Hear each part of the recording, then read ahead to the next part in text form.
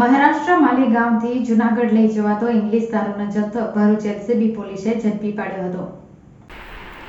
Ankleshwar national highway number 48 ઉપર વિવિધ વણઉકેલા ગુનાની ભેદ ઉકેલવા માટે ભરૂચ એલસીબી પોલીસની ટીમ પેટ્રોલિંગમાં હતી. તે દરમિયાન ચોક્કસ માહિતી મળી હતી કે એક ટ્રકમાં મહારાષ્ટ્રથી દારૂ ભરી લઈ જવામાં આવી રહ્યો છે.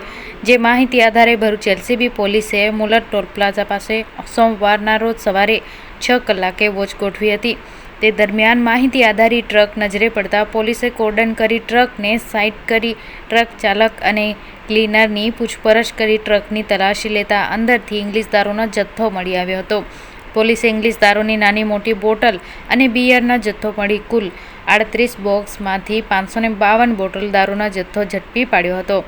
પોલીસે સ્થળ પરથી ટ્રક ચાલક રહેવાસી જૂનાગઢના માણાવદર ગાયત્રી મંદિર પાછળ દ્વારકાપુરી સોસાયટીઓમાં રહેતા વિનય અરવિંદ શોભાસણ અને ક્લીનર કિશોર ઉર્ફ કિશન વિનોદ ચૌહાણની ધરપકડ કરી હતી અને તેમની આકરી પૂછપરછ કરતા દારૂ મંગાવેલા મહારાષ્ટ્રના લખન નામના ઈસમના 2 ઓળખીતા દારૂવાળાએ ભરી આપ્યો હતો અને દારૂ જૂનાગઢમાં માણાવદરના બાવાવાડી ખાતે રહેતા બુટલેગર ખમણ ઉર્ફ લખન અરજણ ઈચ્છુડાએ આહિરને મંગાવ્યો હતો, જેને આપવામાં હતા. જે આધારે પોલીસે જૂનાગઢના બુટલેગર ખમણ ઉર્ફ લખન અરજણ ઈચ્છુડા અને તેના મંગાવેલાના ઓળખીતા 2 દારૂવાળાને વોન્ટેડ જાહેર કર્યા હતા. પોલીસે 1.82 લાખનો દારૂનો જથ્થો અને 10 લાખ રૂપિયાના ટ્રક, 8,000 રૂપિયાના 2 મોબાઈલ અને રોકડ રૂપિયા 2,650 મળી કુલ કિંમત રૂપિયા 11.93 લાખ ઉપરાંતનો મુદ્દામાલ જપ્ત કરી બી ડિવિઝન પોલીસ મથકે ફરિયાદ નોંધાવી વધુ તપાસ આરંભી હતી.